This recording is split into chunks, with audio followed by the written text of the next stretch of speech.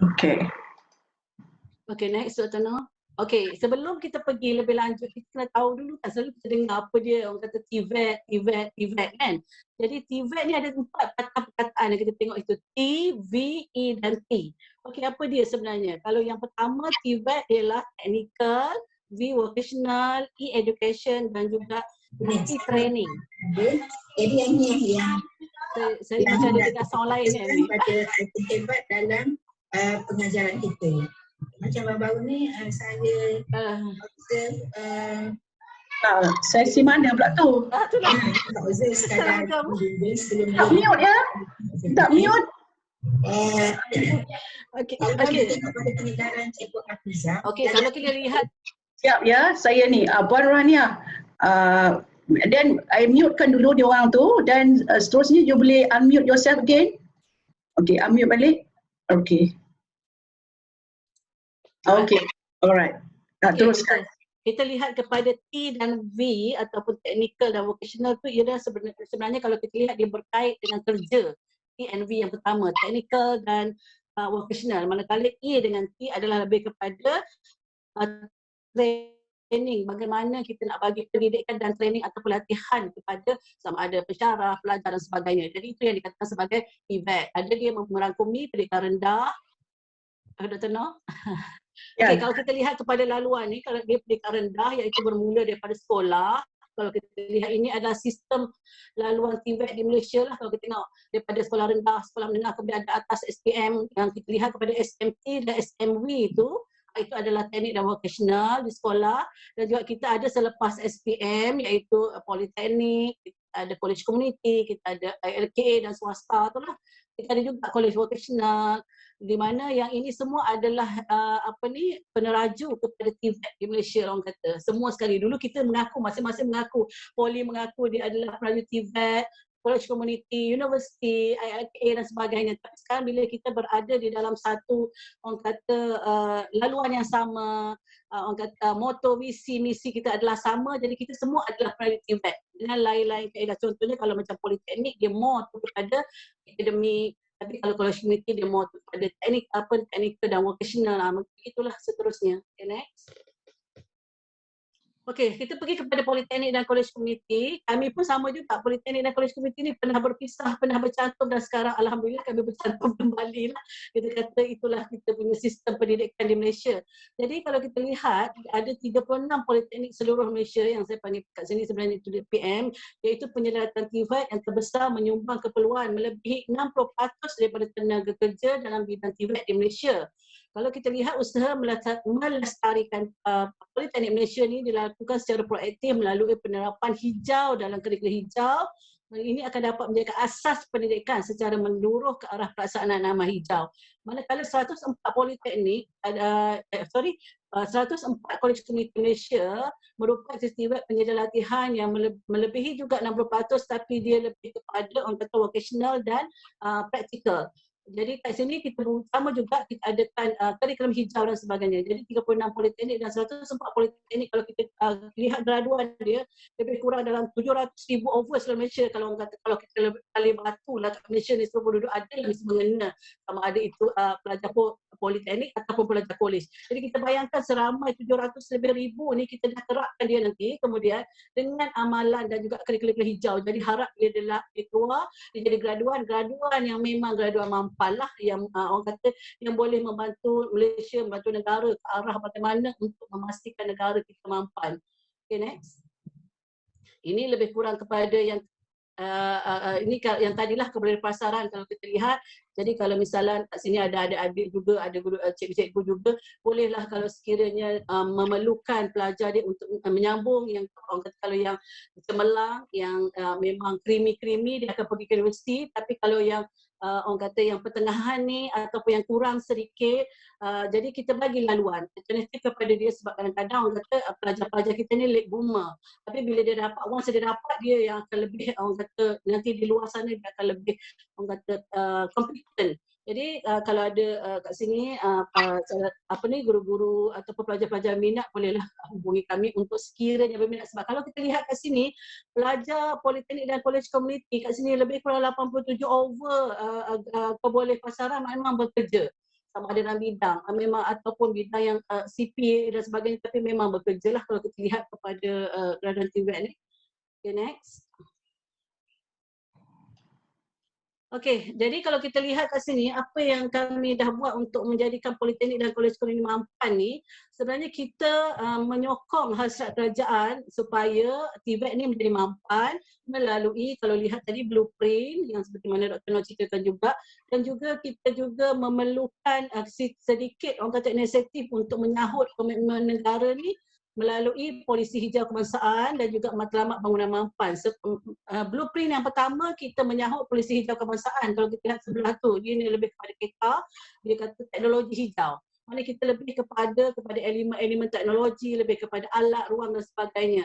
Jadi bila kita pergi kepada blueprint yang kedua, kita lebih kepada matlamat bangunan mampan, kita terapkan amalan, maksudnya soft skill. Pelajar kita keluar, dia tahu bila dia buat ni, tak baik untuk alam. Bila buat yang itu, tak baik dan sebagainya. Jadi dia sentiasa sayang dan cinta ke alam lah. Okay, next. Kemudian ini yang blueprint. Jadi ini blueprint yang boleh dijadikan garis panduan dan contoh kepada mana-mana institusi. Tak semestinya institusi di Politeknik dan Kolej Ekonomi sahaja, tapi institusi pendidikan tinggi yang lain boleh mengguna pakai ataupun boleh menjadikan ini sebagai orang kata garis panduan untuk menjadikan keseluruhan 17 tadi macam Puan Noriza cakap tadi, 17 agenda pembangunan mampan tercapai. Sebab semuanya terkandung bagaimana dalam blueprint ni, terkandung semua pelan tindakan dan juga kaedah-kaedah yang boleh dilakukan, apa projek-projek yang boleh disesuaikan supaya kita boleh iktirafkan itu as orang kata projek mampan ataupun aktiviti mampan dan sebagainya. Dalam ni kita ada bagi taklan dan sebagainya. Jadi kita dah ada 2 blueprint. Okay, next. Okey, ini bidang tumpuan tadi. Walaupun kita lihat ada sedikit perbezaan, blueprint Polygreen yang pertama tadi dia ada 10 bidang tumpuan, tapi blueprint Smart Green Policisi ni ada 7, tapi sebenarnya kita dah rangkumkan. Kita dah berdasarkan kepada nasihat daripada pakar-pakar, so dia kata yang ini ada certain bidang tumpuan. BT tu bermaksud bidang tumpuan yang kita boleh rangkumkan. Dalam ni kita dah menyeluruh. Kita ada bidang tumpuan berkaitan tenaga, kita ada alam sekitar, kita ada air, sisa dan sebagainya dalam ni. Kenderaan, bagaimana kita nak mengatasi orang kata pelepasan karbon dioksida yang sangat tinggi sekarang menyebabkan kita orang kata ozon, lapisan ozon nipis dan sebagainya. Tapi dalam ni semua ada. Bila kita dah bagi garis panduan dan juga pelan tindakan bagaimana dia nak bertindak. Okay, next. Next, Dr. Noor. Okey, ini sebenarnya carta perbatuan atau milestone kepada kemampanan di Politeknik. Bermula daripada awal blueprint, seterusnya kami untuk mendapatkan tenaga mahir di Politeknik dan Kolej Komuniti telah menghantar pensyarah-pensyarah kami untuk persiapan profesional, iaitu kursus NCSZ daripada kompetensi kepada green technology tadi, green compliance, dan juga kami juga telah hantar kepada kita telah banyak menyertai orang kata lately ni, kita selepas wujudnya BSGPZ kita telah pergi kepada kompetensi pensyarah, contohnya projek pelajar dan sebagainya kita dah masukkan dalam GPM award dan sebagainya. Jadi ini yang kita kata laluan, sehingga daripada tahun 2012 hingga sekarang kita lihatlah kebanyakan projek-projek di Politeknik dan Kolej Komuniti pergi, terutamanya projek akhir dia telah pergi ke arah kepada projek-projek mampan. Okay, next. Okey, yang pertama tadi saya kata berkaitan dengan curriculum hijau. So curriculum hijau ni sebenarnya masa kita nak bangun sangat susah kita nak memastikan bahawa semua program di Politeknik dan Kolej Komuniti. Kalau kita lihat program di Politeknik ni ada sebanyak lebih kurang, kita kata seluruh Malaysia ni kita ada lebih kurang dalam 92 program di Politeknik dan kita ada 67 program di Kolej Komuniti. 92 di Politeknik ini ada degree, ada diploma, ada sijil. Di Kolej Komuniti pun sama, dan kita juga ada program sijil khas kepada sijil khas ni ataupun sijil asas ni kepada pelajar-pelajar yang kurang kemampuan, kita kata yang ada sedikit keistimewaan, kurang pendengaran, lambat, disable dan sebagainya. So kita macam mana kita nak jadikan bahawa semua kurikulum yang ada ni adalah mampan. Jadi kami ada 2 strategi, di mana strategi yang pertama kita menawarkan satu kursus khas. So dalam struktur program dia, contohnya program diploma agroteknologi, dia belajar semua bidang teknikal teknologi, tetapi dalam tu ada satu kursus yang dinamakan sebagai Green Compliance. Di mana Green Compliance inilah yang dia akan belajar untuk memastikan bahawa dia tahu semua bagaimana nak menghemat tenaga, nak menyayangi alam sekitar, nak buang sampah sisa dan sebagainya dalam kursus khas ini. Jadi sebanyak 66 program kursus-kursus yang selalunya kursus yang berkaitan dengan yang bukan teknikal lah, yang susah kita kata nak dapatkan, nak terapkan, nak ambil alat dan sebagainya. Jadi kita inilah kebanyakan program-program hospitality, agro dan sebagainya. So kita bangunkan satu kursus khas. Jadi kursus khas diambil oleh semua program ini. Manakala kaedah yang kedua, kita menerapkan kelima mampan tu dalam kurikulum masing-masing. Contohnya kami di Politeknik dan Universiti, dia adalah program di bawah KPT, Kementerian Pendidikan Tinggi, yang menawarkan kursus berkaitan OBE, dia panggil Outcome Based Education, pembelajaran bahasa secara asing. Saya rasa sekolah pun dia ada dia punya kaedah dan konsep sendiri.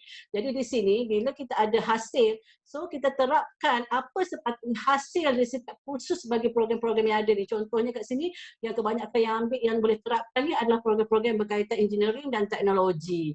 Jadi dia boleh teraplah, contohnya dia membangunkan dia kontraktor, dia bangunkan bangunan dan sebagainya. So dia boleh menggunakan, diterapkan bagaimana dia nak memastikan bahawa binaan bangunan yang dia bangunkan itu adalah mampan. Okey, begitulah sebenarnya.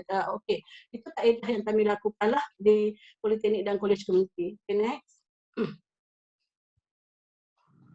Okey, ini secara detail lah. Saya rasa kalau ada soalan nanti boleh bertanya. Kursus A ni ada tadi kita terapkan satu kursus. Yang kedua B, Dr. Noh. Terima kasih. Menerapkan elemen tadi berdasarkan outcome base. So kalau kita lihat ini kita ada outcome base pelbagai di Politeknik dan Kolej Komuniti. Seterusnya kita pergi kepada setelah kita terapkan dalam kurikulum, kita melaksanakannya dalam PDP. Jadi setiap dalam program kurikulum masing-masing kita dah letakkan guideline. Kita dah ada buku blueprint tadi. Jadi dia boleh buatlah strategi. Contohnya kalau contoh kat sini, kita awal sekali kita buat train of trainer. Kita pastikan syarah pun kompeten, pelajar pun kompeten. So kita hantar kursus, pelajar pun pergi kursus, pensyarah pun pergi kursus. Seterusnya kita pergi kepada bagaimana dia boleh menerapkan, mengamalkan. Seterusnya kalau tengok kepada yang sini, contohnya dia pergi, kalau contoh alam sekitar, dia pergi menanam pokok, dia pergi pokok bakau lah di kawasan-kawasan yang orang kata habis payah bakau dan sebagainya. Kemudian kita ada berbagai lah, contohnya incubator, kita ada sisa, pembuat sisa dan sebagainya. Kalau lihat di sinilah banyak aktiviti-aktiviti selepas kita ada Circle Hijau ni, pelajar kita dah boleh bangga bahawa inilah projek-projek yang dia bangunkan berdasarkan kepada kursus-kursus yang dia belajar, dan kursus-kursus itu adalah kursus-kursus yang menyokong kepada kemampanan. Okay, next. Ini semua adalah contoh-contoh ya berkaitan dengan bagaimana setiap kita ada tadi 60 kursus, 92 kursus tadi. Inilah dia punya contoh-contoh aktiviti. Sebab ini saya ambil keseluruhan. Kalau nak lihat lebih detail, kita boleh pergi kepada politeknik masing-masing lah. Saya rasa begitulah. Okay, next. Okey, ini macam-macam tanam pokok, sama macam Norizan tadi, sama juga pelajar-pelajar kami pun ada. Jadi dia boleh katakan kesinambungan lah daripada sekolah sekiranya dia dah ambil projek kemampanan, dia dah buat projek kemampanan. So bila dia pergi ke institusi pendidikan tinggi seperti Politeknik dan Kolej Komuniti, so dia dah ada basic tu, di sini dia boleh buat advance lah sebab dia dah tahu tadi, dia dah ada basic dan sebagainya. Okay, next. Okey, berdasarkan kepada tadi aktiviti-aktiviti tadi, berbagai pencapaian yang kita dah boleh lihat yang diterima oleh Politeknik.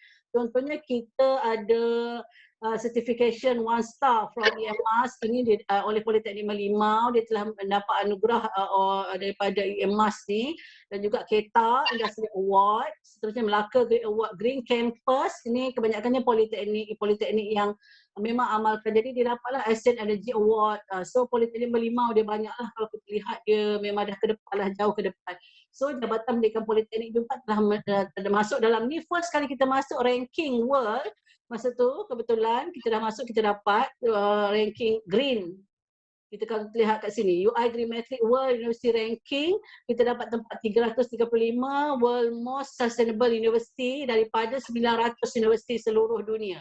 Jadi alhamdulillah, kita rasa kita berbangga juga dengan pencapaian, walaupun masa ni first time kita masuk sebab kita tak tahu lagi dia punya ranking.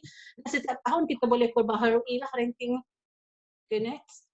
Okay, banyaklah pencapaian kat sini kita masa yang kalau kita lihat kat sini, kebanyakannya yang banyak support kita sebenarnya adalah Melaka, Ketua Melaka. Kita dua blueprint, dua kewujudan blueprint ni adalah di Melaka, di mana saya rasa telah mencapailah hasrat kepada Melaka sebab dia adalah negeri hijau, Melaka, begitulah lebih kurang. Okay, next. Okey, ini yang tadi tu, kalau yang terbaru tahun 2020, ranking dunia PMM tadi dia berada di tangga ke-254. Dan Polisas ni sebab dia baru masuk last year 2020, dia berada di tangga 677. Tapi ranking negara PMM berada di tangga 12 lah daripada keseluruhan. Okey. Okay, ini award. Ini saya rasa Dr. Noor pun tahu. Ini award yang kita terima daripada orang kata GPM, di mana tadi Dr. Noor pun dah beritahu 51 penyertaan, sebanyak 37 telah mendapat anugerah Project of the Year, lebih kurang dalam 13 projek. Sustainability Leadership 12 projek. Kemudian Fundamental Award 13 projek. Anugerah utama atau special ni Project of the Year ni dapat satu projek. Jadi daripada sini maknanya pelajar kita telah diiktiraf projeknya sebab ini first time kita buat Dr. Noor. Masa kita buat first time ni, jadi pelajar kita pun saya rasa Dr. Noor pun tahu macam mana sebab kita masih tak dapat bayangkan bagaimana penjurian tu diadakan. Tapi alhamdulillah kan Dr. Noor? Yes, alhamdulillah. Alhamdulillah. Semua dah pakar dah sekarang. Yes, yes. Walaupun projek pelajar tu kita kata sebelum ni dia tak ada, masa dia bangunkan tu dia tak menjurus kepada, dia kata dia tak adalah inisiatif hijau dan sebagainya. Tapi bila dia pertandingkan rupanya ada, award tu ada, dalam elemen-elemen tu dia ada kan Doktor. Jadi saya rasa alhamdulillah bila kita berjumpa dengan orang kata badan-badan yang memang orang kata yang tepat. Jadi kita pun tahu pelajar kita sebenarnya buat tu tak lari daripada landasan yang sebenar. Kemudian selepas tu bila kita dah ada tadi Doktor daripada Sasnet dia ada anjurkanlah webinar. Jadi kita nak pastikan bahawa semua yang dapat anugerah tadi masuk dalam webinar ni. Jadi kami telah adakan kerjasama bersama dengan Sasnet supaya bagaimana kita boleh arrangekan setiap politeknik ni ada booth 37 dan everyday dia present ya Doktor. Jadi kami alhamdulillah dah dapat award ni, kita dah buat kerjasama dengan Sasnet. Kalau kita tengok kat sini kita Melaka, saya rasa tengok yang bagi Dr. Noor dan sebagainya kat sini. Okay, next. Okey, ini sebenarnya kalau kita lihat bagaimana strategi dan hasil pelaksanaan ni yang kita lakukan sebenarnya kalau lihat secara keseluruhannya 2015 sehingga ke 2020, sepatutnya 2020 kita dah mencapai 100% 100% daripada target dalam blueprint. Tapi disebabkan dengan COVID, so kita a bit slow tapi alhamdulillah kita still buat. So daripada situ kita tengah dalam, contohnya kalau yang kita kata kita kurang sikit pencapaian dia semasa orang kata persijilan.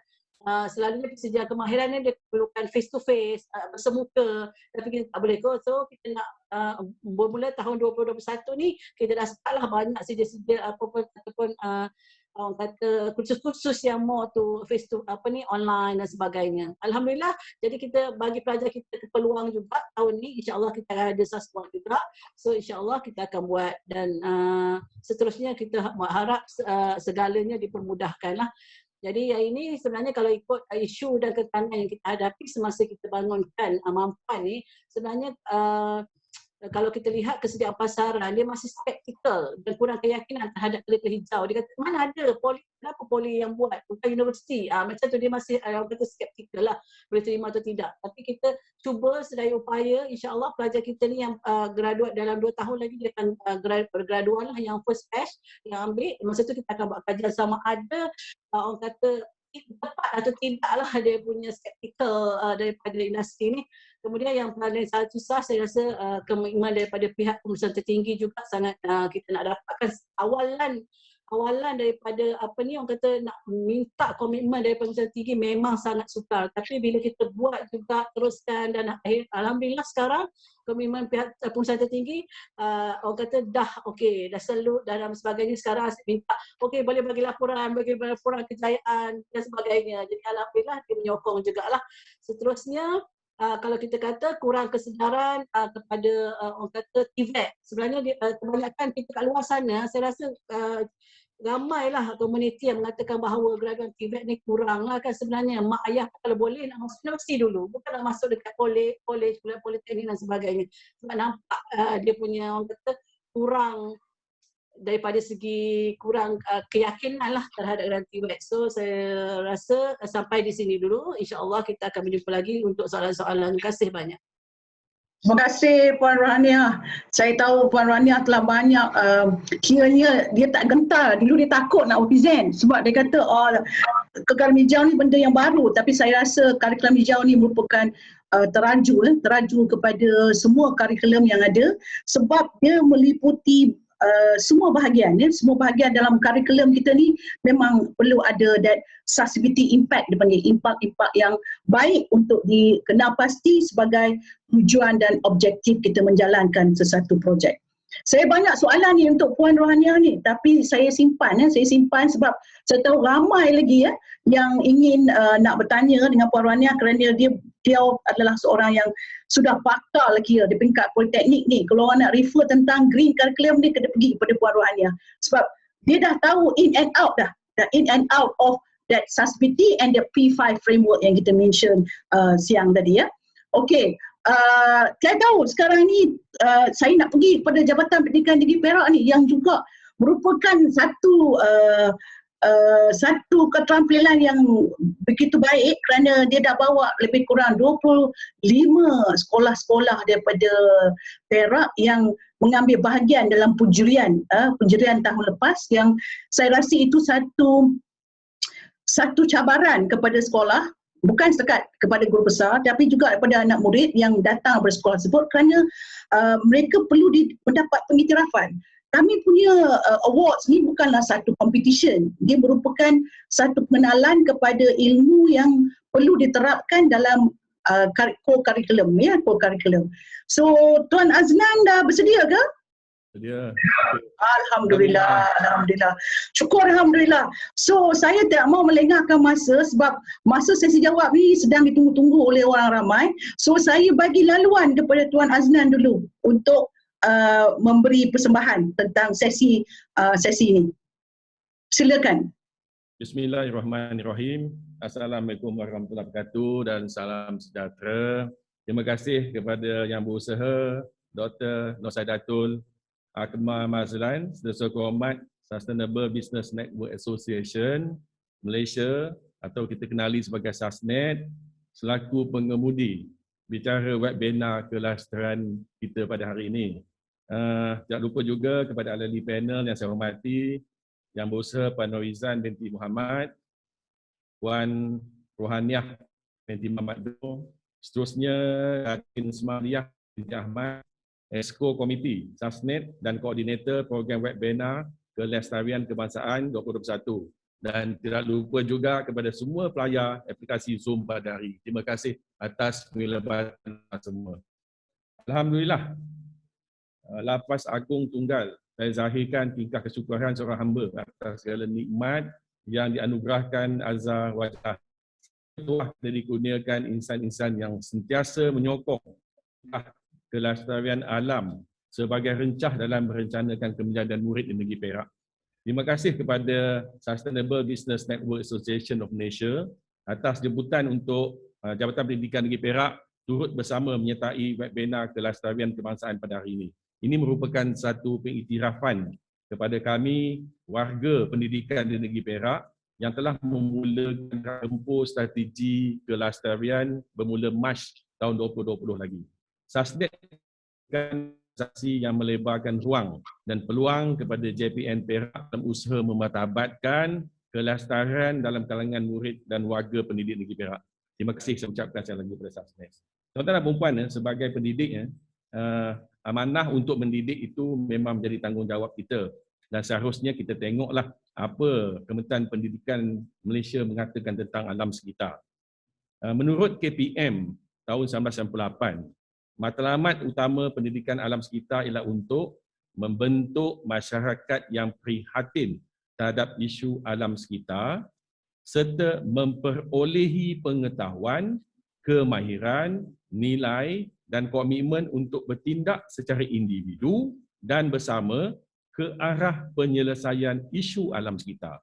Kalau kita tengok apa Kementerian Pendidikan, apa yang dikatakan JIS dia adalah membentuk masyarakat yang prihatin terhadap alam sekitar, tuan-tuan dan puan.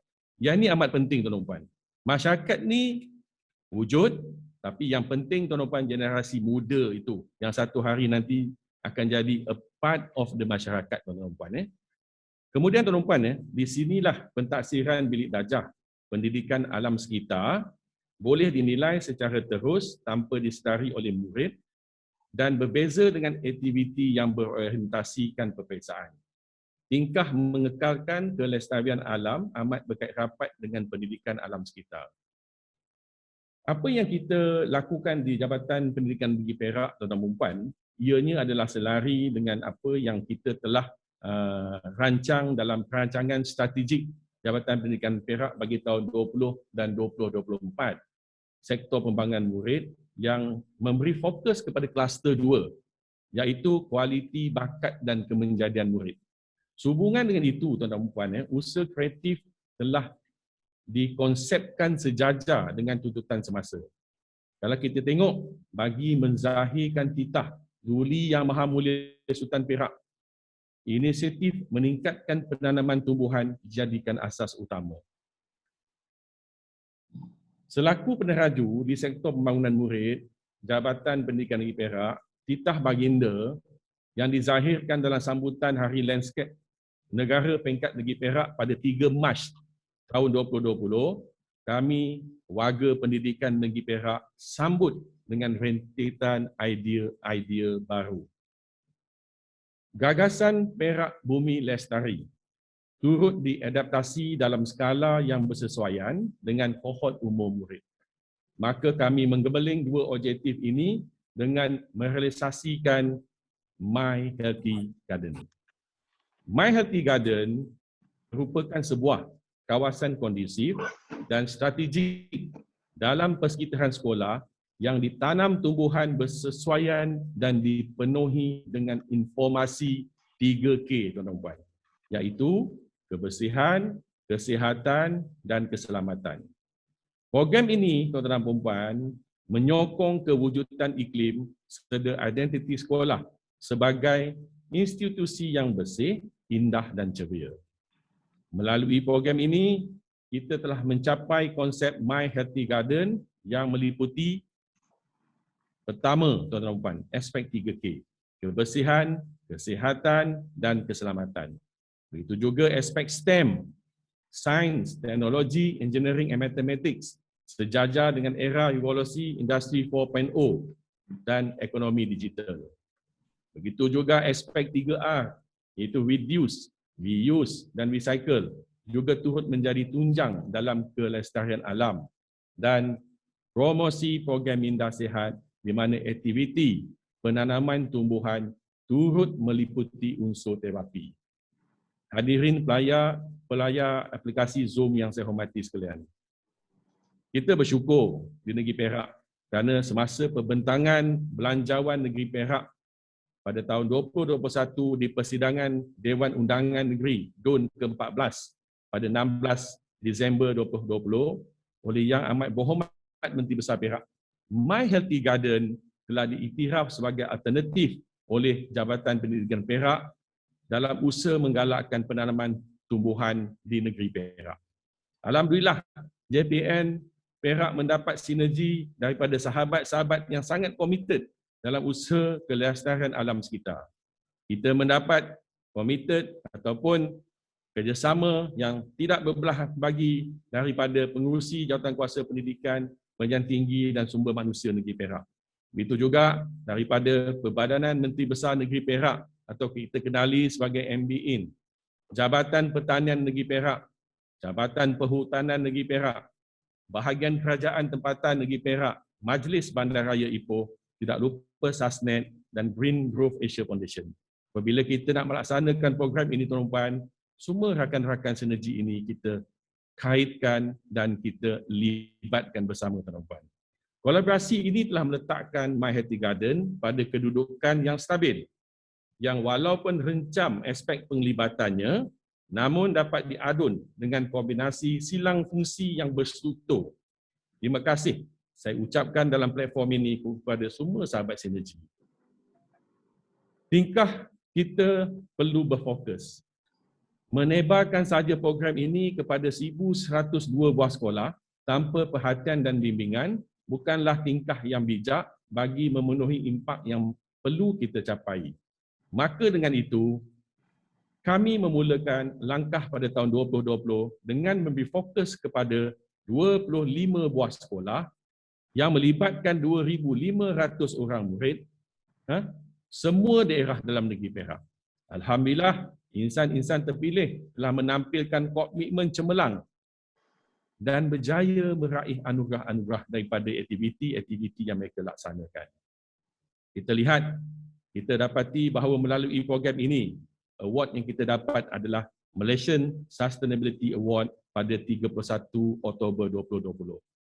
International Webinar and Showcase on Malaysian Sustainability Project 2021 pada 30 Mac 2021.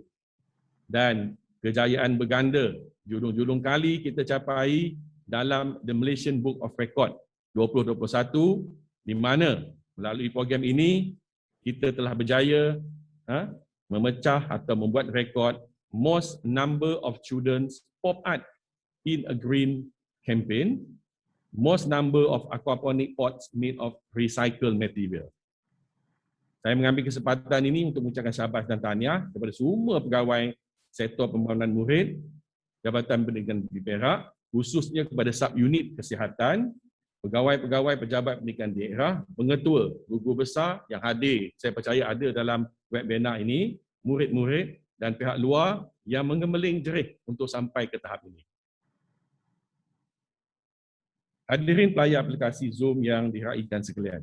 Pengumuman oleh Datuk Dr. Razi bin Zidin, Menteri Kanan Pendidikan pada 28 April 2021 bahawa ujian penilaian sekolah rendah atau UPSR dimansuhkan dan pentaksiran tingkatan 3 PT3 dibatalkan pada tahun ini telah turut menuntut komitmen terbaik daripada semua lapisan pengurusan pendidikan untuk lebih kreatif dalam mencanai aktiviti pembelajaran.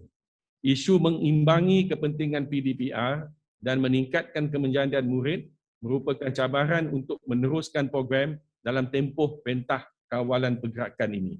Alhamdulillah, tempias ini kami tangani dengan berhemah agar kedua-dua elemen ini memberi impak terbaik kepada semua anak didik negeri Perak.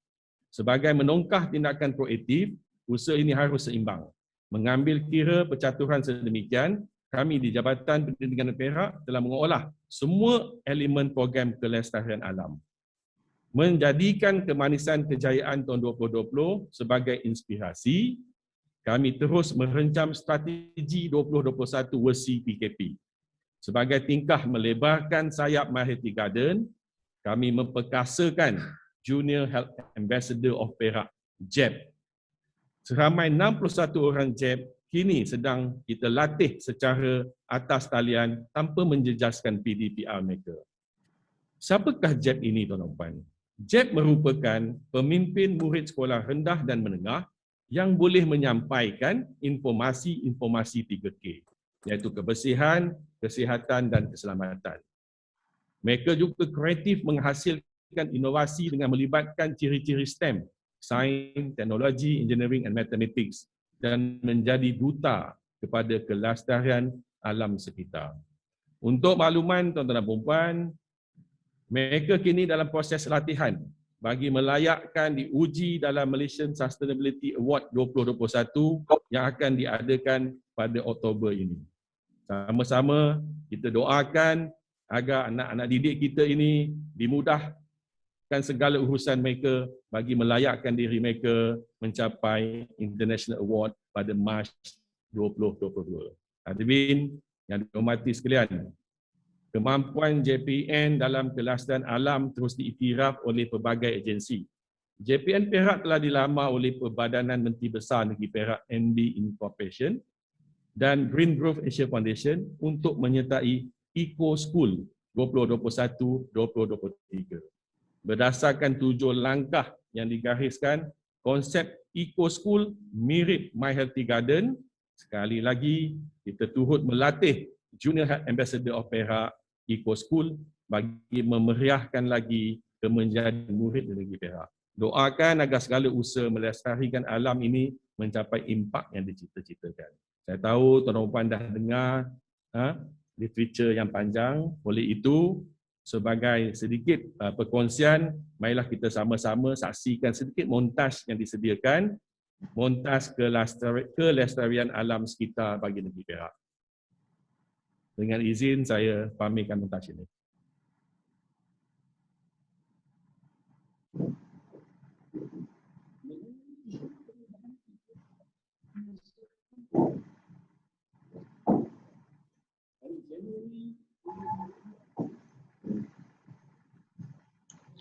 Share voice screen ya, voice computer to share. Voice computer.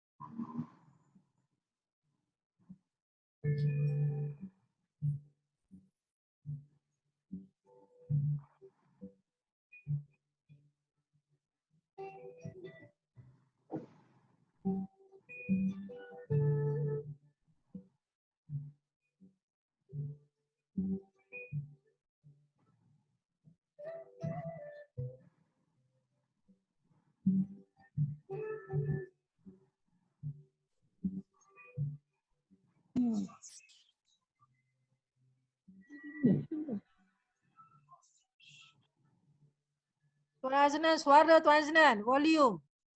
Suara audio. Volume tak ada ke? Kena share komputer punya video. Share komputer. Tak, dia ada share, ada kebahagiaan share.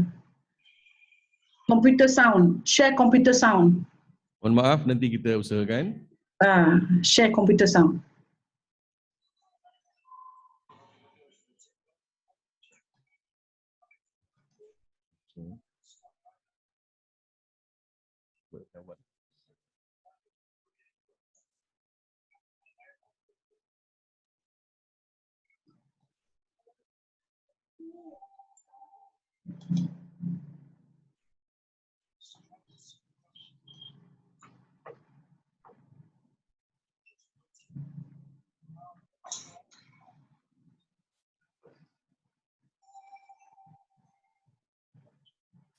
Dekat 3 button tu ada situ share computer sound. Dekat 3 button. Bila you share kat bawah tu, ada share computer sound. Menangani isu perubahan iklim melalui inisiatif penanaman pokok di seluruh negeri Perak.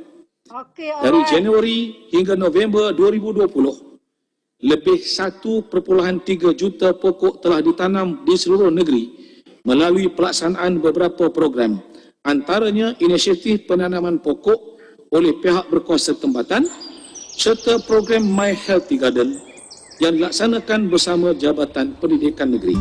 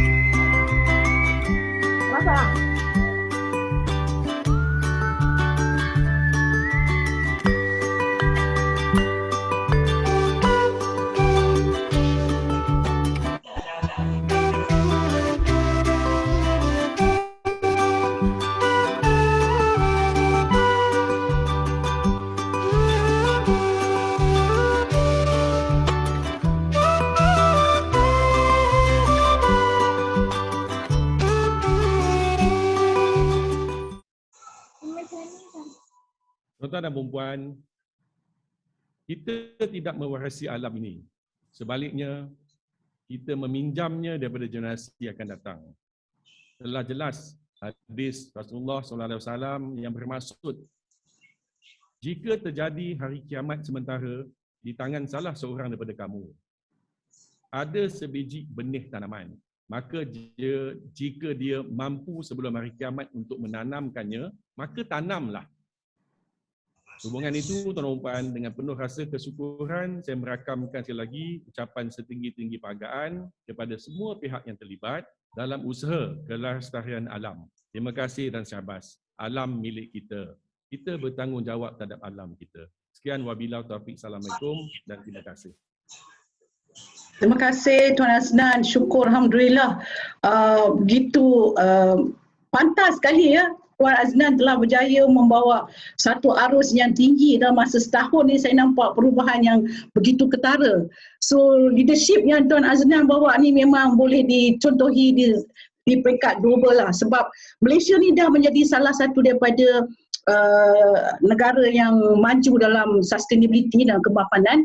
Tapi kita kena tunjukkan bukti yang kita menjalankan aktiviti tersebut. Saya rasa dengan adanya video-video sebagai evidence tadi memberi kepada keyakinan bahawa kita memang menuju kepada arah kemapanan. Syukur, Alhamdulillah.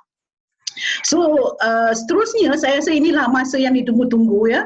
Terima kasih kepada tiga-tiga panel yang telah pun berjiwa kelestarian tadi, kerana mereka semua dah nampak ya bahawa kelestarian itu merupakan bukan saja membawa kepada kita punya keilmuan kepada pelajar-pelajar, tetapi kepada kita punya penjiwaan, kerohanian kita, matlamat kita di dunia ni bukan setakat untuk kita mencari rezeki ya, untuk kita punya kehidupan harian, tapi juga soal nanti tentang apa yang kita akan buat, apa yang kita telah buat pun kepada dunia yang kita duduk ni. So kita akan disoal tentang tanggungjawab kita.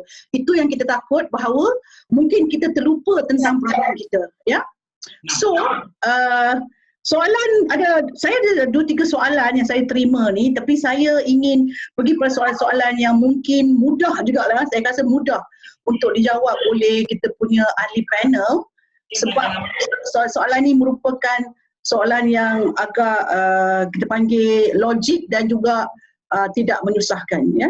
Logik dari segi dia punya elemen-elemen yang ni lah. So saya mohon share tadi. Okay.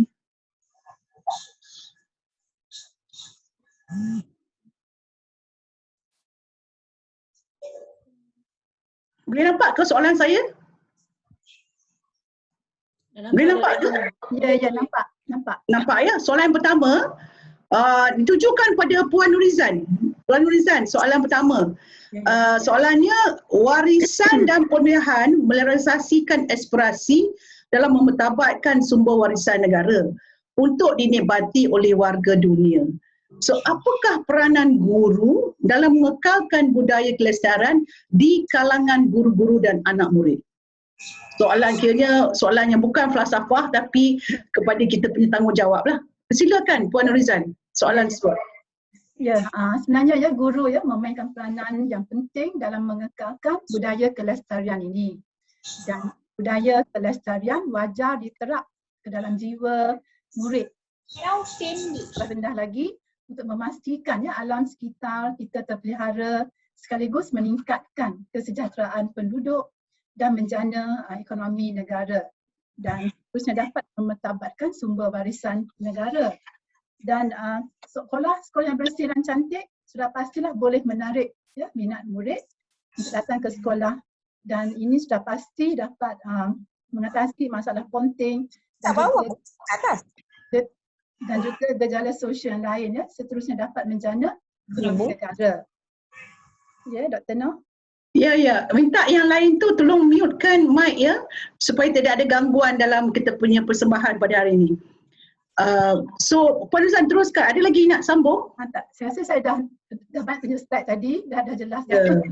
Ya, saya tahu jawapan tu memang tepat sekali kerana saya tahu hanya orang yang ada kebolehan dan pengalaman yang boleh jawab soalan ni. So, soalan ni agak lebih tuju kepada teramat merealisasikan aspirasi ya dalam memetabatkan sumber warisan.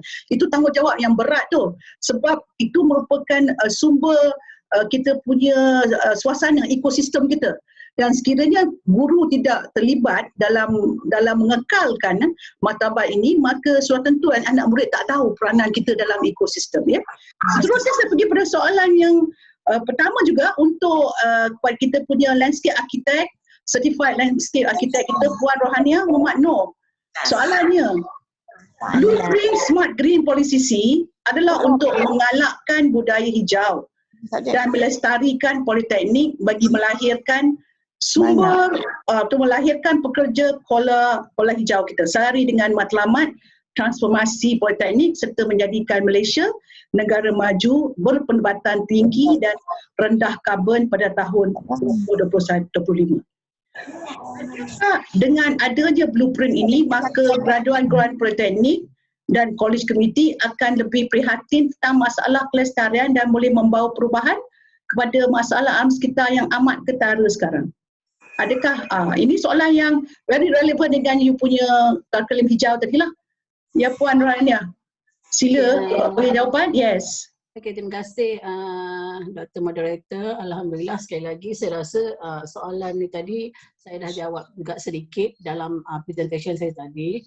Sebenarnya betul, dengan adanya blueprint, kita bagi peluang ataupun guideline garis panduan kepada pelajar, kepada institusi, kepada warga yang ada di dalam politeknik dan college committee untuk menjalankan. How? Kita dah bagi dia kaedah, bagaimana. So dari situ dia boleh menggunakan ni as garis panduan kepada dia, sebab kalau lihat di luar sana kita tak ada satu garis panduan yang orang kata yang memang wujud yang boleh membantu kita untuk jadi selalunya dia integrate, dia not integrated, dia asing buat air, so sayangi katalah sayang alam sekitar, so kempen cintailah sungai, so begitu je. Tapi dalam blueprint ni kita ada komprehensif, jadi dalam blueprint ni kita ada 17 bidang tumpuan yang merangkumi keseluruhan.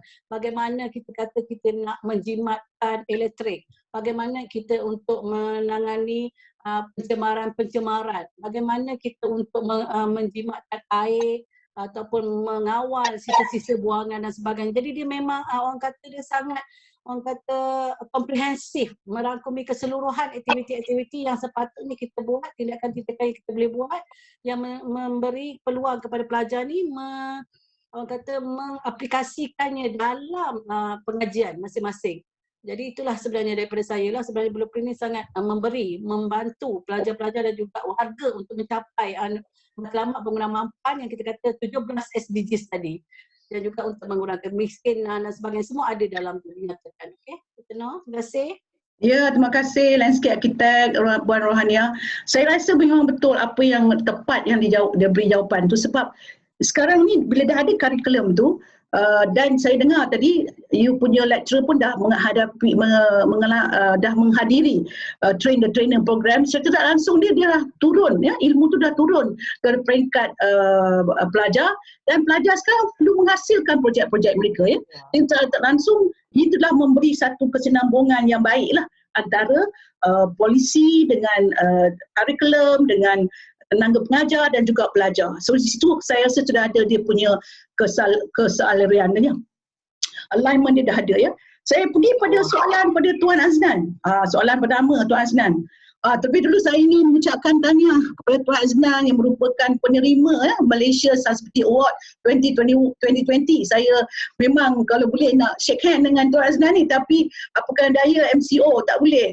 Kita memang bagi thumbs up aja. So berdasar pada bilangan peserta yang mengambil bahagian dalam penganugerahan projek mampan peringkat sekolah tahun lepas, apakah impak positif yang dapat dikenal pasti dan dipertingkatkan sebagai menyahut 17 agenda matlamat pembangunan lestari SDG yang digagaskan oleh Pertubuhan Bangsa-Bangsa Bersatu? Impak dia. Ini soalan macam soalan STPM ni, Doktor. Anyhow, thank you, Doktor. Terlebih dahulu, anugerah yang dapat itu merupakan bukan kepada saya lah sebenarnya. Ianya lebih kepada organisasi pendidikan. Dan yang lebih kita lihat anugerah ini apabila 25 buah sekolah turut bersama mendapat anugerah, dan 2,500 murid yang telah memberi komitmen pelaksanaan program-program kelestarian alam turut mendapatkan impiasnya lah. Jadi anugerah ni kita ucapkan terima kasih kepada banyak pihak dalam membantu kelestarian alam. Jadi kalau kita tengok apa yang kita buat di peringkat JPN, kita macam yang saya nyatakan tadi, yang paling penting adalah 5 matlamat SDG dalam Mahathir Garden tu kena ada, kena kita patuhi. Apa 5 matlamat yang kita patuhi itu? Iaitu matlamat ketiga, kesihatan baik dan kesejahteraan. Matlamat keempat, pendidikan berkualiti. Matlamat ke-13, tindakan terhadap iklim. Matlamat ke-15, kehidupan di darat. Dan matlamat ke-17, kerjasama demi matlamat. Daripada 5 matlamat SDG inilah kesemua elemen dalam Mahathir Garden kita sebar luas kepada semua murid yang terlibat. Sebagaimana yang saya nyatakan tadi. Mereka terlibat dalam aspek 3K, aspek STEM, aspek 3R, promosi, program minda sihat yang saya jelaskan dalam ucapan permulaan saya tadi. Impak positif, kalau kita tengok dalam soalan tu, impak positif yang kita kenal pasti adalah kesemua elemen-elemen ini sebenarnya merupakan pemangkin ke arah pembinaan sahsiah dan jati murid. Murid, kita telah latih mereka sebenarnya melalui program ini, mereka akan mengamalkan gaya hidup sihat, mengetahui cara menjaga keselamatan diri, mematuhi semua SOP dalam era pentaulan pergerakan ini, boleh menghasilkan ciptaan inovasi, boleh mengamalkan konsep 3R di rumah. Yang ini untuk makluman yang bagi doktor, kita dapat banyak input positif tentang mengamalkan konsep-konsep 3R kelestarian alam di kalangan pelajar. Saya pernah didatangi oleh ibu bapa, dia kata bila anak saya dah mulakan program kelestarian alam ni, kalau dekat petrol pump, saya tak off saya punya kereta, dia akan membebel kat saya. Jadi dah automatik sampai ke petrol pump saya kena off. Kalau tidak dulu saya biar enjin saya. Jadi kita tengok macam mana generasi muda mendidik ibu bapa mereka. Begitu juga tidak ada pembuangan sampah mata rata dan sebagainya. Dan akhirnya dia menghargai alam sekitar. Saya rasa inilah merupakan impak daripada pelaksanaan program kita. Terima kasih Doktor. Terima kasih Tuan Aznan. Soalannya saya rasa saya seronok dengar jawapan tu sebab itu yang kita nak dengar, bahawa kita dah boleh kira, dia punya impak tu dari segi dia punya mengenal pasti elemen-elemen dia. Lepas ni mungkin orang akan tanya, apakah datanya, di mana datanya? Dan this one senanglah, mudah. Sebab data tu boleh dikutip dalam keadaan mungkin melalui digital application, data-data tu boleh dikira dengan cara teknologi STEM, dan science, teknologi, engineering, maths, dah boleh kira data-data. So, saya rasa Era akan menerajui sustainability report yang pertama daripada sekolah ni untuk dimajukan kepada peringkat kebangsaan. Saya rasa itu satu penjelasan yang saya nampak dah. That's one of the leading example of to prepare sustainability report mesti ada data. So daripada data datangnya impak yang nak di-assess tadi. So saya nampak Tuan Aznan dah menuju ke arah yang begitu baik. Seperti mana yang kena pasti dalam blueprint, kita kena ada KPI-nya, dan saya rasa KPI inilah yang akan membawa kepada kita punya jalan terbaik untuk kita pastikan apakah model-model yang nak kita kejar nanti dari segi impak dia. It's a teamwork, Doktor. It's a teamwork. Definitely teamwork. Tak ada dalam ekosistem tu kita seorang dia tak boleh. Semua dia ada orang-orang dia yang akan membantu. Definitely, very much. So, soalan yang kedua yang mungkin soalan terakhir, kita pun tidak mempunyai banyak masa. So, Puan Nurhalizan, ada satu lagi soalan. Ini soalan yang berkaitan dengan pendidikan alam sekitar. Ya, bukan sekadar ilmu pengetahuan yang perlu disampaikan, tetapi dijadikan sebagai satu gaya hidup yang lengkap. So, gaya hidup ni perlulah ada inovasi teknologinya supaya kita tahu bahawa kita punya pencapaian inovasi teknologi ni mungkin amat berkurangan di dalam ilmu persekitaran ni. Namun kita nak juga membawa kesan yang positif kerana dia juga boleh menyelesaikan banyak masalah ya. Yang selalunya masalah tak boleh selesai sebab kita memandang masalah tu kerana daripada sikap kita yang kita tak ubah dan kita tidak tunjukkan ke arah untuk mengubah ya.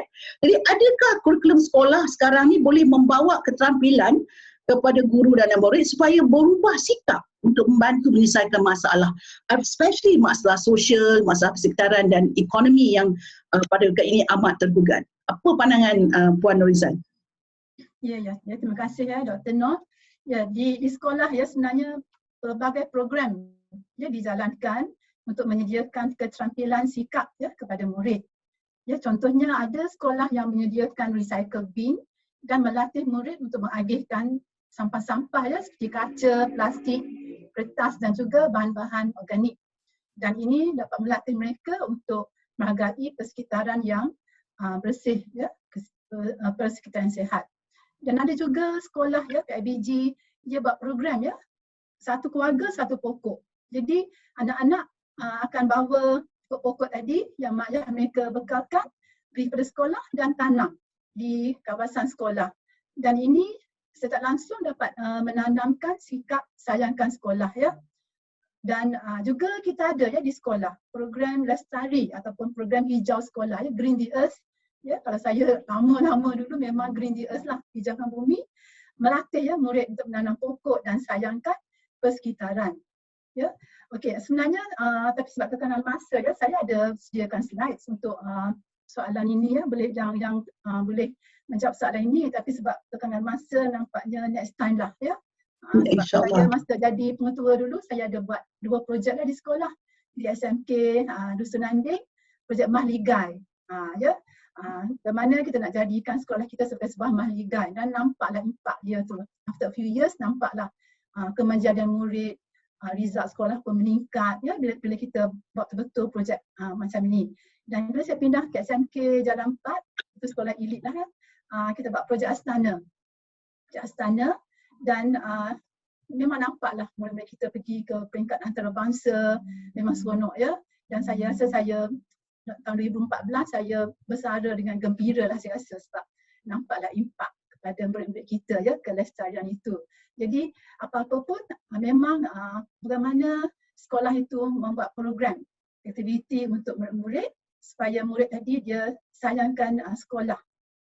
Dan bila dia sayangkan sekolah memang banyak masalah dapat diselesaikan. Dia tak ada vandalism, tak ada pergaduhan dan sekolah semakin cantik ya. Dan bila sekolah cantik itu murid-murid pun semakin disiplin dan of course lah bila murid berdisiplin result pun akan meningkat. Muka tak ponting kan. Okay, maybe next time lah kita share projek Mahligai dan projek Astana saya ni. Memang main baby lah kedua projek ini. Terima kasih Puan Norizan. Ya. Dulu sekarang ni banyak kita kata rumahku syurgaku. So sekolahku pun syurgaku juga kan. So merupakan tempat untuk kita menimba ilmu dan untuk kita menjadi seorang yang berbudaya lah kita kata, berbudaya mampan.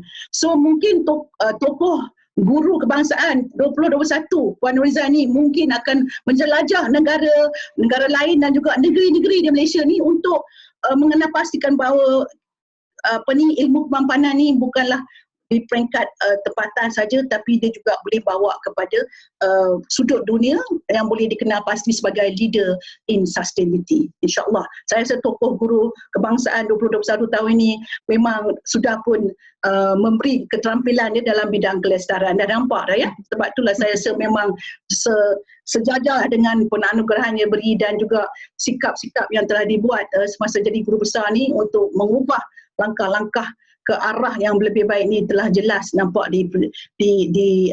dipertengahkan. So saya pergi kepada soalan yang kedua untuk landscape arkitek kita, Puan Rohania. Soalan kedua, dengan adanya kurikulum hijau di kampus di Politeknik dan Kolej Politik, adakah ini akan menjadi model atau contoh untuk institusi pendidikan tinggi dalam membantu pelajar menjalankan pekerjaan mereka sendiri? Sekarang ni pekerjaan dah tak banyak. So maksudnya mereka akan menjalankan pekerjaan mereka sendiri kita panggil self work lah ataupun self disiplin melalui projek yang dibangunkan di tempat pengajian. So mereka dah terus dapat pekerjaan melalui projek mereka. Adakah ini merupakan salah satu daripada you punya tujuan untuk menumbuhkan kurikulum hijau ni? Sila Puan Rohania. Okey, alhamdulillah, terima kasih moderator. Okey, sebenarnya kalau berdasarkan kepada hala tuju dan tujuan kita bangunkan kurikulum hijau ni, memang salah satunya daripada itu adalah untuk job creator, bukannya job investor. Maksudnya dia akan keluar sebagai orang kata yang akan yang menjadikan di luar sana pasaran pekerjaan kepada mereka adalah diri mereka sendiri. Berdasarkan kepada projek-projek yang memang realistik, memang projek-projek yang boleh diketengahkan, boleh menjana pendapatan berdasarkan kepada yang kita kata 5P framework daripada GPM tadi dan sebagainya. Ada kita masukkan dalam kurikulum kita juga dan begitu juga dia juga salah satu juga di antaranya adalah kita menerapkan amalan. Jadi bila dia keluar sana dia takkan, maksudnya dia akan menjadi seseorang yang sangat kata mampan lah, mampan tu macam-macam lah, personal, skill, kata kehidupan dan sebagainya. Jadi bila dia ada di luar sebab kita sama juga kurikulum kita adalah kurikulum OBE, outcome based education, iaitu berasaskan hasil.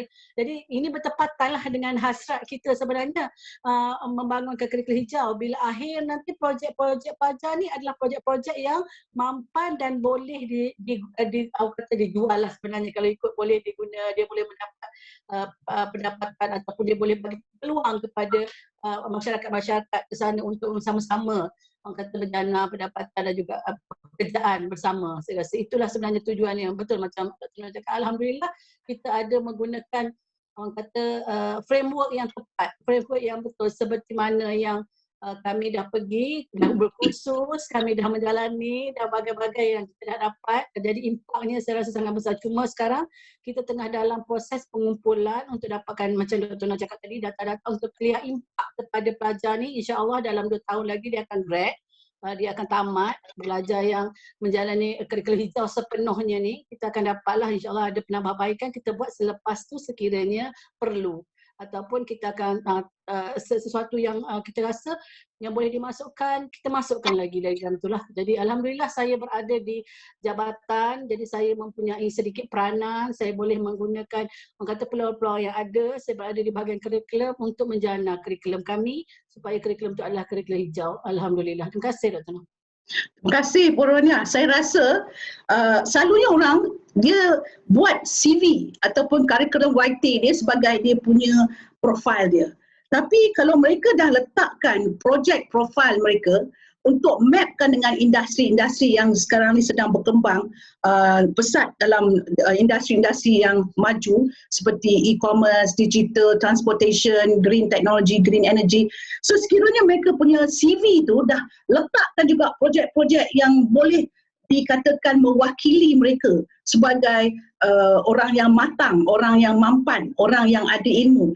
Di sinilah peranan kurikulum tu tadi mengeluarkan tenaga mahir yang sudah tepat untuk dibawa ke peringkat industri. Saya rasa itu dipanggil project profiling, bukan job profiling. Kalau job profiling ramai orang nak pergi pada job tak ada.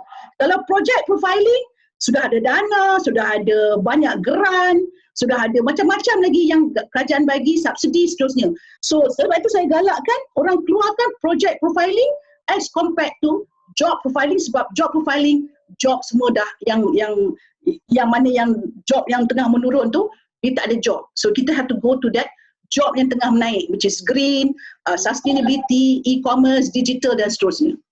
InsyaAllah, alhamdulillah Dr. Nur, kita pun sedang bekerjasama untuk mendapatkan job profiling kepada pelajar kita kan di Politeknik dan Kolej Komuniti. InsyaAllah kita harap usaha ni dapat diteruskan dan dipermudahkan insyaAllah. InsyaAllah. Terima kasih. Ni soalan yang kedua untuk Tuan Aznan. Mungkin soalan yang terakhir kepada kumpulan panel kita ni.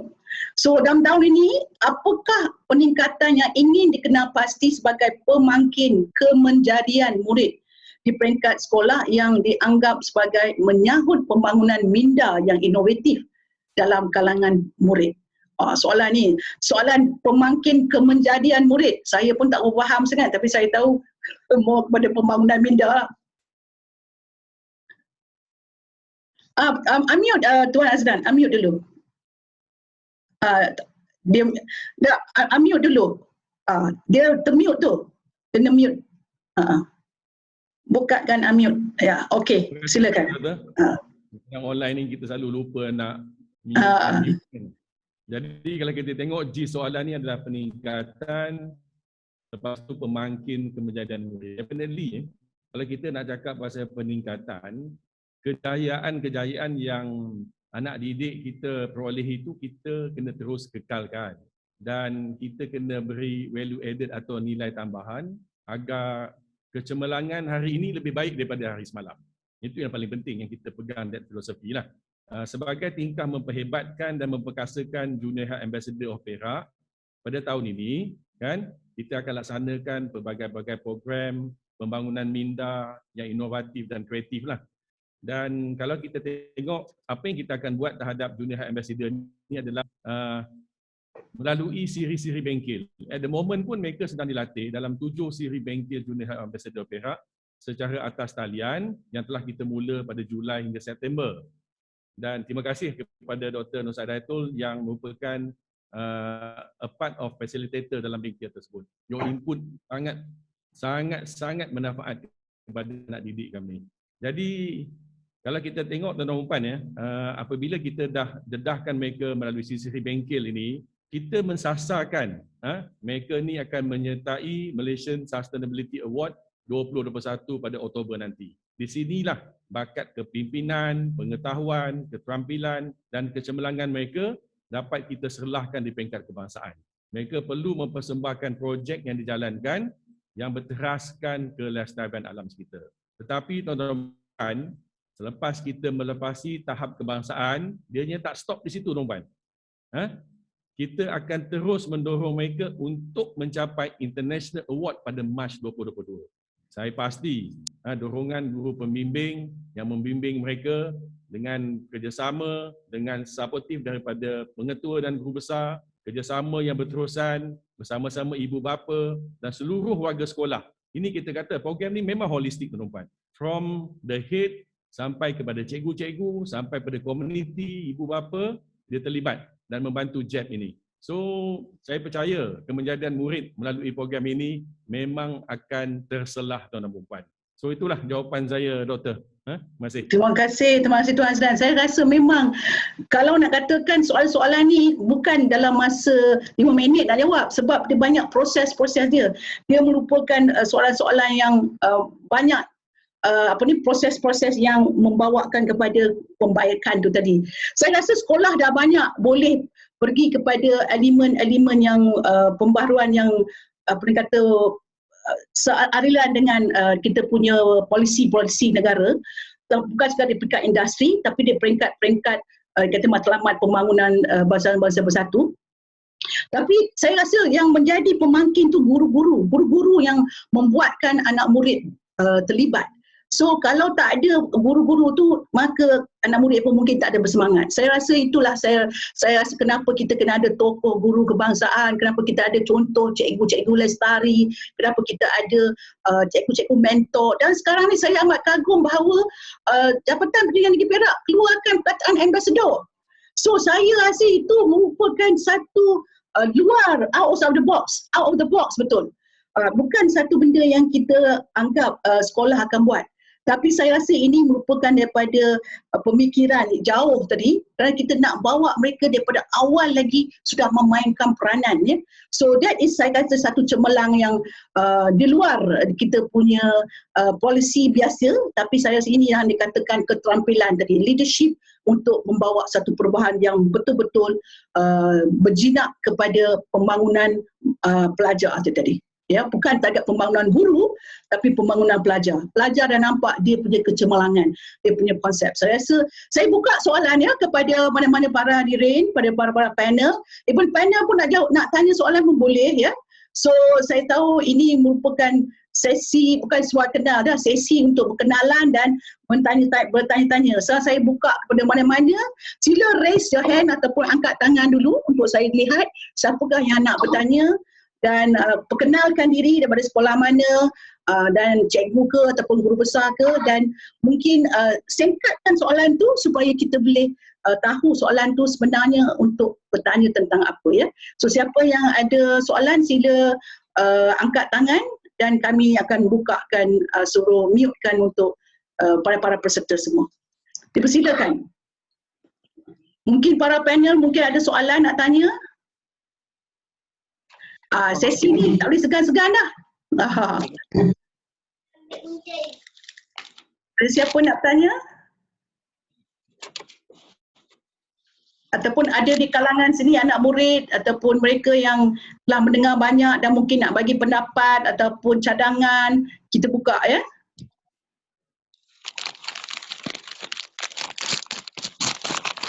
Malaysia ni very obedient. Malaysia memang very obedient. Oh, okey. Ada siapa yang nak bertanya, nak bercakap ke? Okey, Dr. Noh. Ya, saya.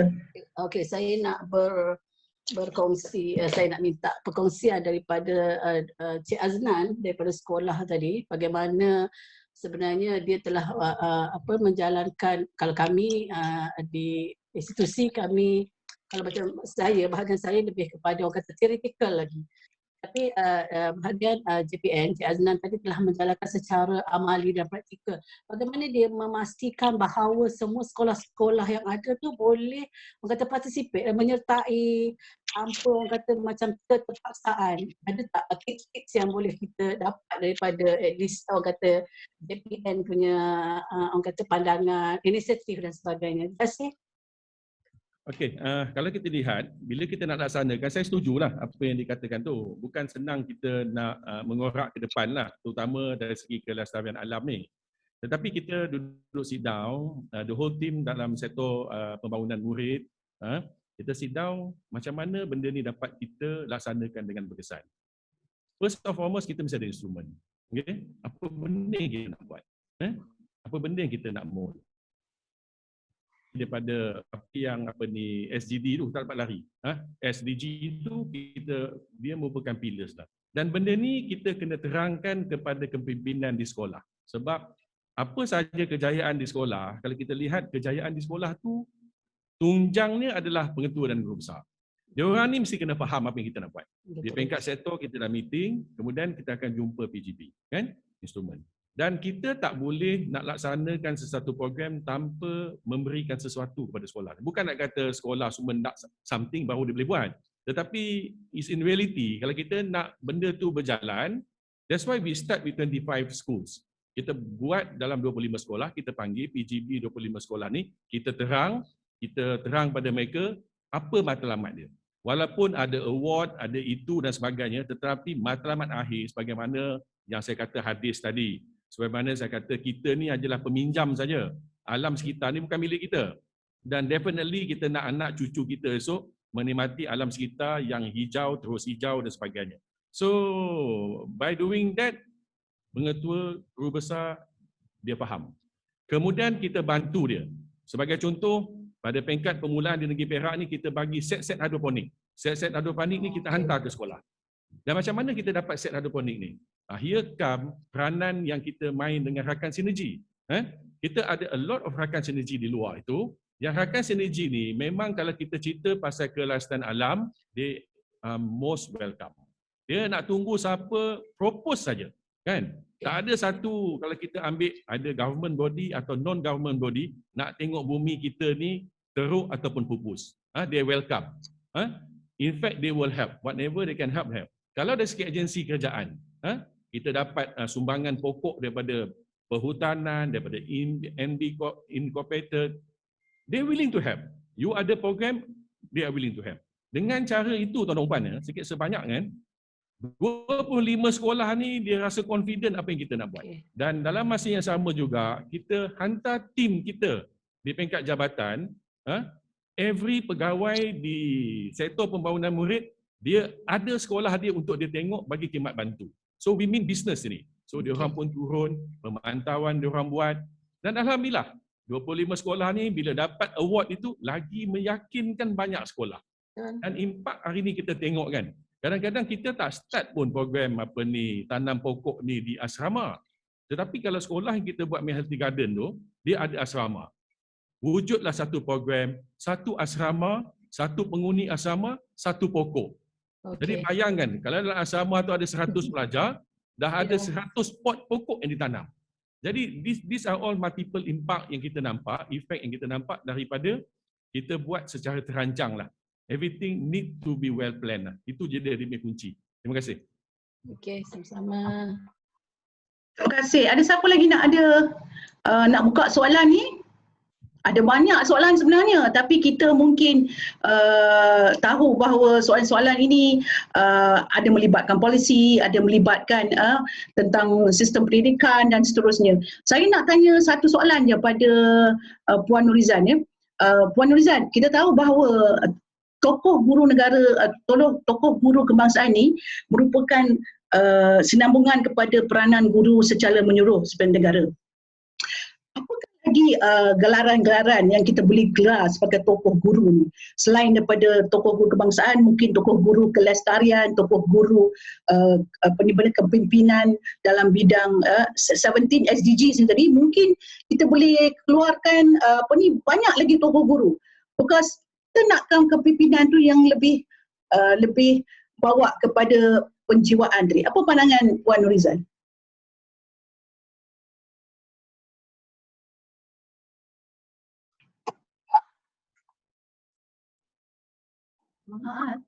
Line putus je.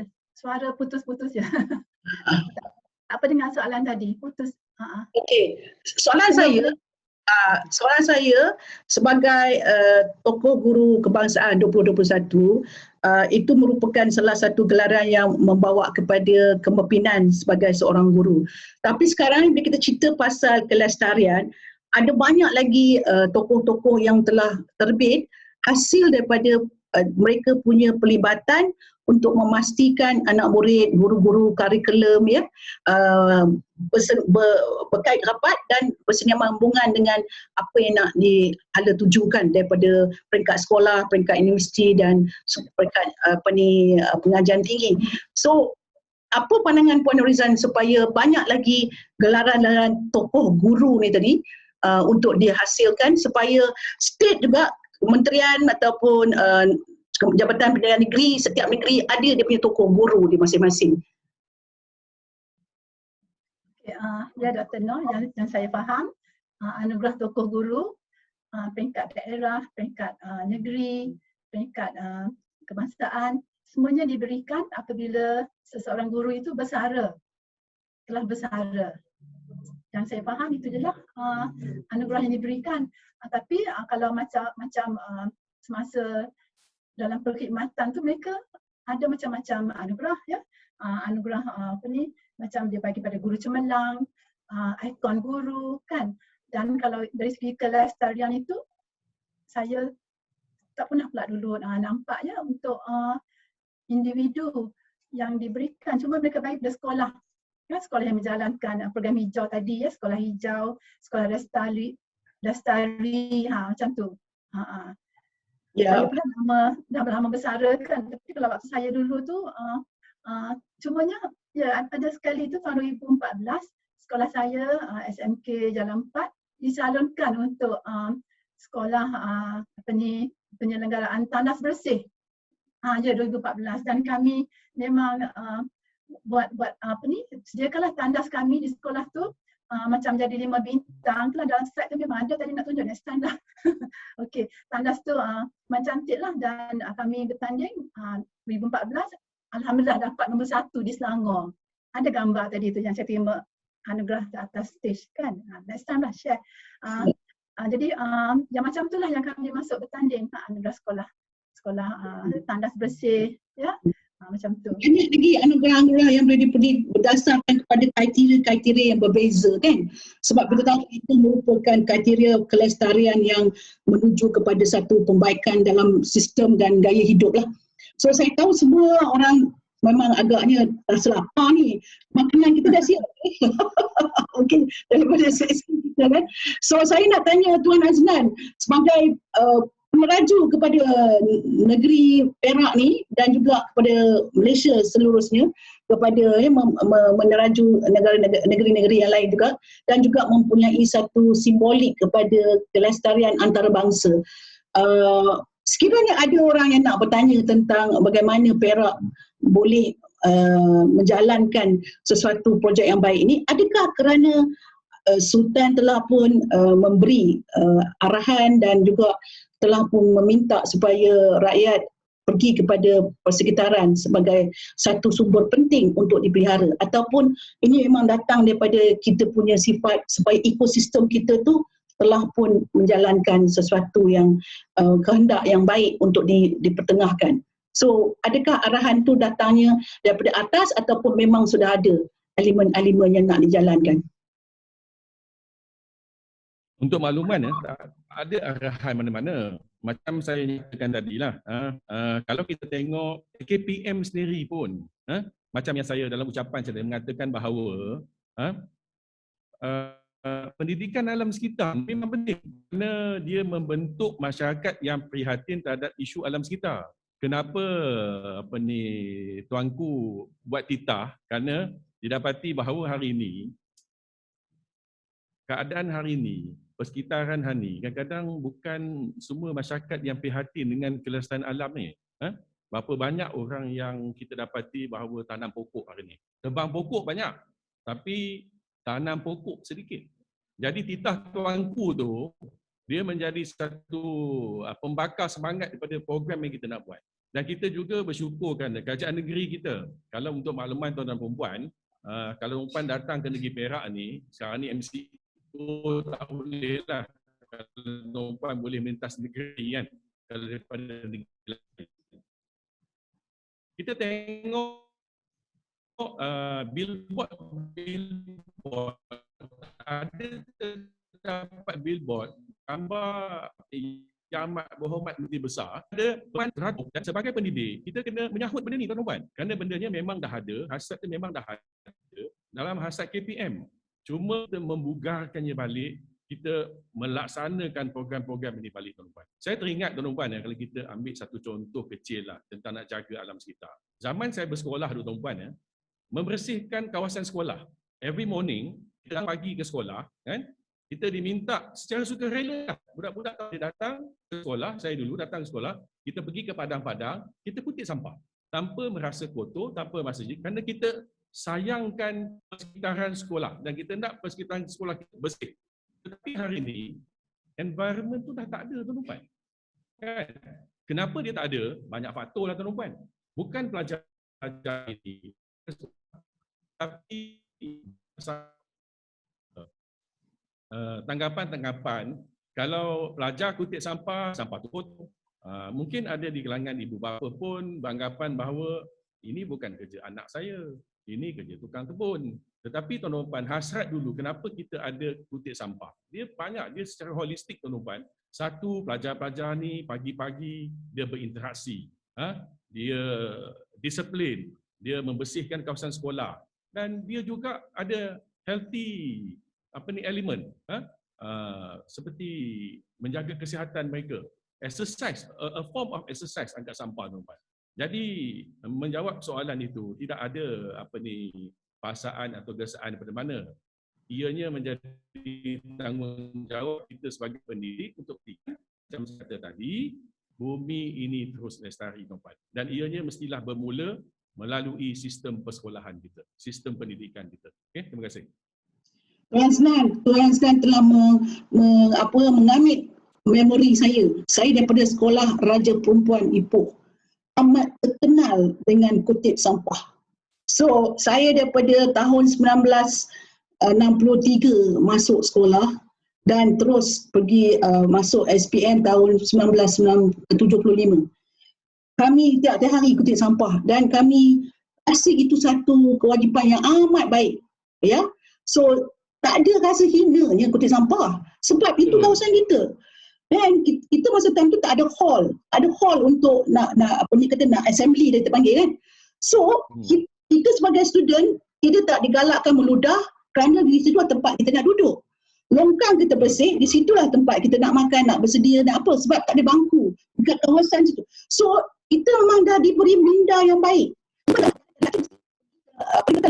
Dia panggil tu, jalan di kawasan yang mana you nampak vehicle tu datang sebelah sini dan kita jalan against the traffic untuk keselamatan. So I think Tuan Aznan dah bagi mengambil memori saya bahawa dulu ramai betul raja perempuan nak ambil tambak, raja perempuan nak cuci jamban, raja perempuan nak sumpahkan kasut baju panjang putih-putih bersih-bersih. That until now all our alumni are very proud because kita berdisiplin dan kita tahu itu penjiwaan yang baik. Tapi for those yang negatif yang tak nampak, dia mungkin tengok dari segi pandangan yang cetek.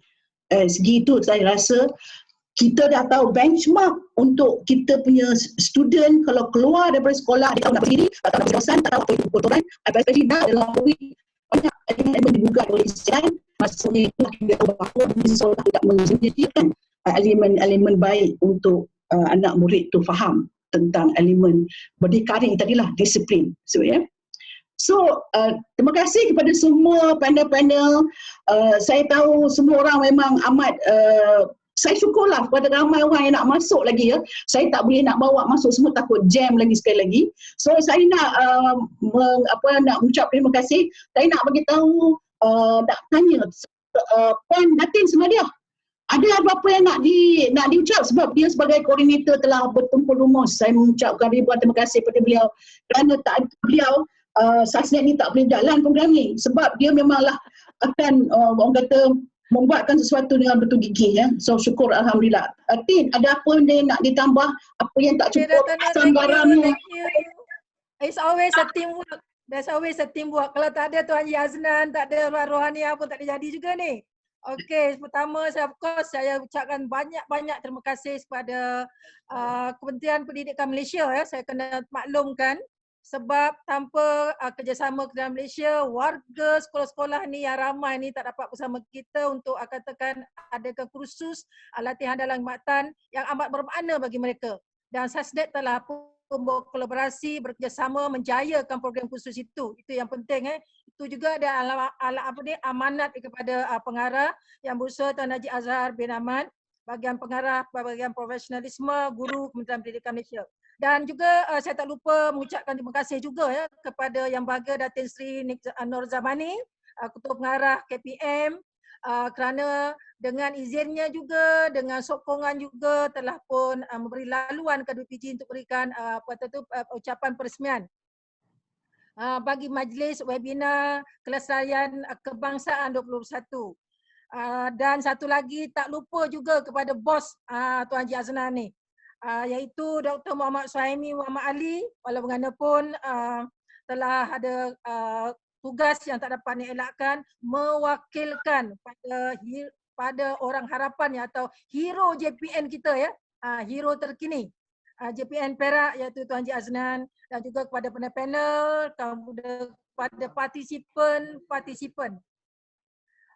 Pembaca doa yang telah memberkati tadi tu Encik Ustaz Zaimi ya, memberkati program kita ini. Walaupun ada kesulitan di sepanjang jalan, tetapi alhamdulillah bertambah cerah, bertambah diberkati dan bertambah dirahmati ya. Terima kasih kepada Ustaz Zaimi, juga daripada Jabatan Pendidikan Negeri Perak bahagian Pendidikan Islam. Itu adalah satu kolaborasi kerjasama teamwork yang amat baik. Dan walaupun Puan Rohaniah tadi berlayar entah ke mana, tapi kapalnya tetap masuk kepada tim ini wabina. Sebabnya kata ilmu kelestarian itu, dia ada GPS itu, dia pergi juga kepada Sasnet. Alhamdulillah. Sekian juga pada Dr. Noh, you are our best, you are our Sifu, that is our Sasnet. You are the best that we can make this event happening at a very cheerful and in a more meaningful event. Thank you very much. And back to you, Dr. Noh. Thank you very much, Datin, dengan kata-kata penutup yang begitu bernas dan juga bersemangat ya. So sekarang sesi ambil gambar. Minta semua orang buka apa ni kamera. Buka kamera. Buka voice. Okey. Buka kamera, kita boleh tengok muka masing-masing dan kita ambil sesi bergambar. Sesi bergambar, yes. Everybody on the mic, ya. Tak penuh lah Dr. Noh, tak dapat ramai ni. Tak dapat ramai ke? Tak nampak? Ramai. So dia ada banyak sesi ni. So dia ada lebih kurang 4 page ni. So saya kena ambil gambar dalam so 1, 2, 3 boleh, okay. And then yang ada lagi yang tak buka kamera ni. Siapa yang tak buka kamera ni? Tolong buka kamera semua, ada lebih kurang 100 orang. Ya, sila buka kamera. Okey. Okey. So ada lebih kurang 100 orang. Ya, tapi saya tak tengok lagi Facebook. Mungkin ramai lagi dekat Facebook sebab kita tahu yang berdaftar dah lebih 480 orang. So kira kalau orang Perak kita jenuh nak mengeluarkan sertifikat e-sertifikat ni. Sertifikat, tapi alhamdulillah ini sesi latihan. So sesi latihan maksudnya dia merupakan melengkapi kita punya pembelajaran harian kita sebagai latihan dalam perkhidmatan. Moga-moga memberi keberkatan kepada semua ya. So dengan ini saya sudahi dengan wabillahi taufiq wa hidayah. Wassalamualaikum warahmatullahi wabarakatuh. Terima kasih kepada semua panel yang begitu-begitu gigih untuk menyampaikan kita punya isi kandungan webinar kelestarian 2021. Sekian, kita jumpa di sesi yang lain ya. Okey, terima kasih. Terima kasih. Assalamualaikum warahmatullahi. Okey, semua partisipan yang saya hormati, thank you for your attendance. Terima kasih. Terima kasih. Waalaikumsalam warahmatullahi. Terima kasih semua. Assalamualaikum. Waalaikumsalam. Assalamualaikum. Assalamualaikum Nak Azalina. Siapa lagi ni? Ramai lagi ya? Okey. Ya, terima kasih semua. Azlina Syuriani, thank you. Sharifah Nurzita. Ya, saya. Okey. Terima kasih.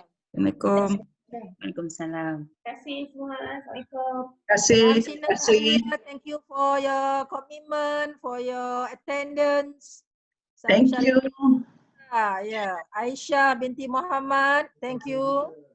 Ya, thank you for your participation. Assalamualaikum. Waalaikumsalam warahmatullahi. Everything. Samsina Halia, thank you. Terima kasih. Samsina Rabbah. Kalau fizikal dah ada dog give dah ni, Puan Rohania. Ya. Kalau sampai datang fizikal dah ada dog give dah ni. Tapi betul tak boleh bagi dog, kita bagi e-certificate. Semua e-certificate, e semua. Untunglah. Untunglah, kalau tidak makan tengah hari. Makan tengah hari, kita sembang santai, beratur dah ni.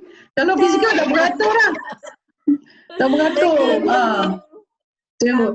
Ya, dan kita pun faham tentang sebalik ni ada rahmat dia.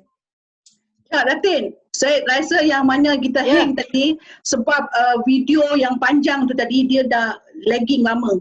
So mungkin that is the reason why technical error. So tapi saya akan mainkan video untuk bahagian profesional tadi ke dalam YouTube nanti. Tak ada masalah. Ya, ya.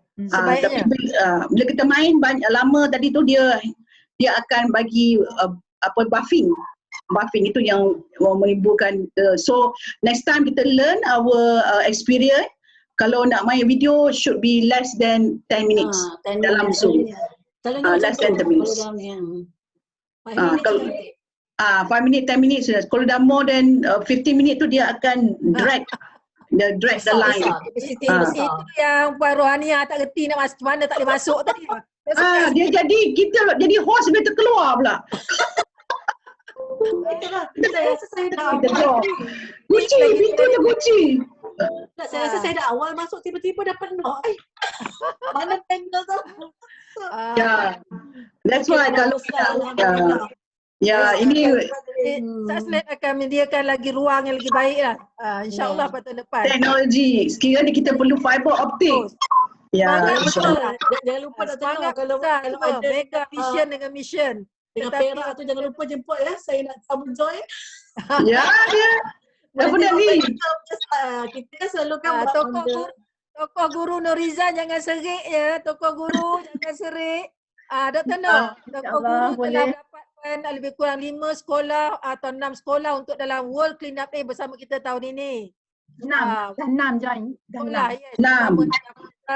Kita tahukan waste management dengan kelestarian tahun ini dapat we are prepare them for the certificate lah for international dan juga national.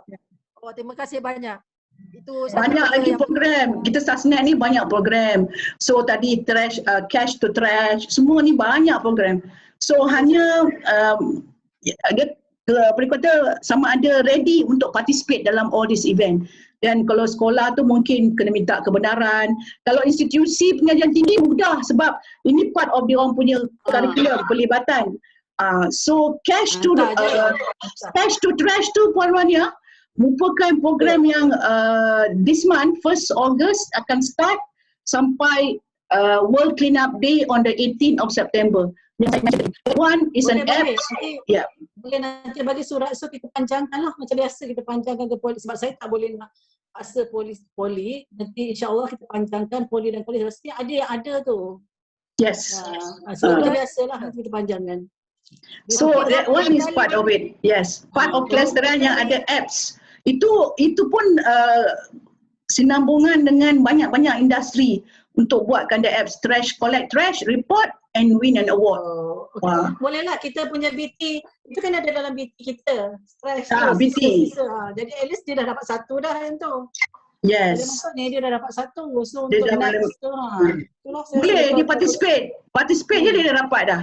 So that's part of it lah.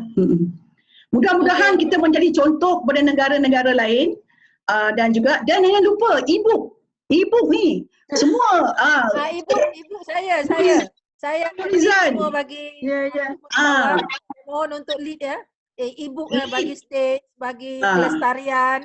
Mudah-mudahanlah diberi semua ruang. ratap ni boleh bagi ilmu yang baik kepada orang nak follow up. Sekolah ni buat kelestarian macam mana, universiti ni buat kelestarian macam mana, politeknik buat kelestarian macam mana. Jadi benda tu menambahkan lagi dia punya branding dan juga dia punya kemampanan dia dari segi mempertengahkan apa yang dia buat lah. So it's very very good. Ya, okay, Dr. I would like to lead this webinar kelestarian dalam e-book lah insyaAllah semua. InsyaAllah. Kita akan bersama lah termasuk GPM Perak. Saya lihat di sini ada Muhammad Rozali ya. Boleh kita tanya ni masih lagi ada dengan kita ni Muhammad Rozali? Muhammad Rozali, boleh introduce yourself please? Ada Puan.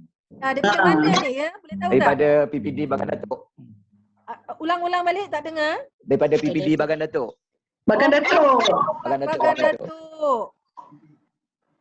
PPD. Okey. Tolong InsyaAllah. Nanti saya punya e-certificate nanti saya akan bagi tahu projek-projek apa yang diorang boleh masuk, e-book dan seterusnya. Ya saya. Okey, kita tutup tirai lah ya. Terima kasih semua dan selamat tengah hari semua.